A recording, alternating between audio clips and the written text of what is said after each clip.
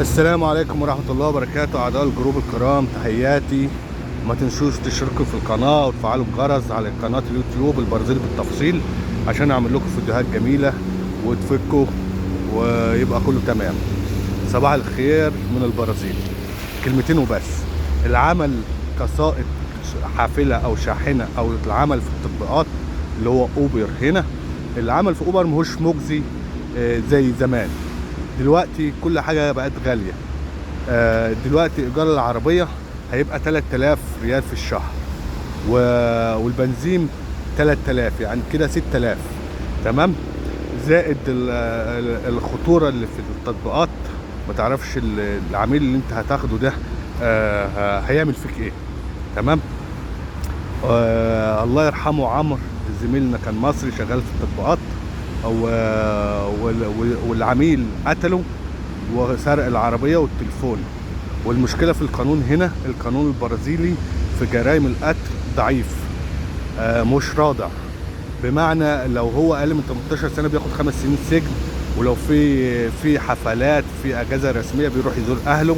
لو هو اكبر من 18 سنة بياخد 15 سنة سجن، وبرضه لو في حفلات عيد راس السنة، الحفلات الرسمية بتاعتهم، بيطلع يزور اهله ويرجع السجن تاني اكنه قاعد في القنطة.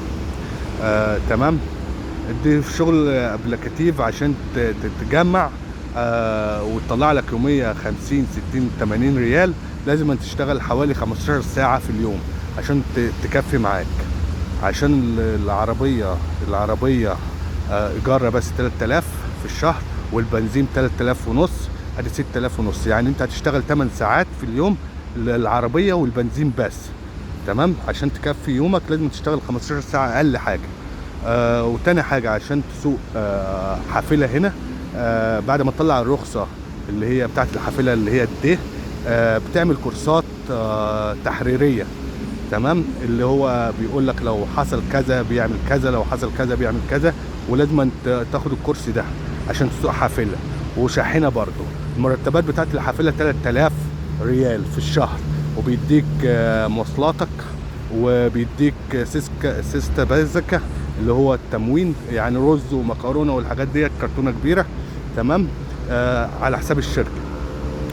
سواقه الحافله اللي هو الحافله اللي زي دي كده اللي بتاعت البترول بياخد 6000 ريال، يعني 1000 دولار وشويه، 1000 دولار و50 ريال. بس دي بياخد كورس مكثف عشان قياده الحافله بتاعت البترول. او الحافله اللي هناك ديت، بص الحافله ديت الكاهيتا ديت، دي مرتبهم هنا 6000، بس بيسافر بين ولايات، بيشتغل يوم ويوم، ولازم كورسات. تمام. انت طلعت الرخصه دي اللي هي بتاعت الحافله والكاميون، بتروح تعمل CV بتاعك، السيره الذاتيه، وتقدم في الشركات. تمام. بعد ما تقبل بيتصلوا بيك، تيجي تعمل بروفا، وبعد كده بتبدأ شغل. هنا الشغل، القانون بتاع العمل بيضمن لك حقوقك كاملة. لو انت لا قدر الله اشتغلت سنة سنتين واتفصلت، بيدوك 6 اشهر نفس الراتب، وبيدوك نهاية الخدمة اللي هو الشغل حلو، يعني نهاية الخدمة بيدوك فلوس حلوة يعني على الشهر. تمام. دي كلها خاصة بالحافلات.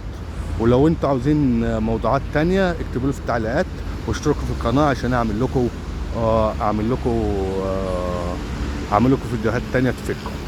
والبرازيل بالتفصيل. وما تنسوش تشتركوا في القناة وتدعموني عشان اعمل لكم وانقل لكم من ارض الواقع كلمتين وبس. البرازيل بالتفصيل. تمام. دي موجز مختصر عن العمل كسائق تطبيق او حافلة او شاحنة. تمام. والسلام عليكم ورحمة الله وبركاته.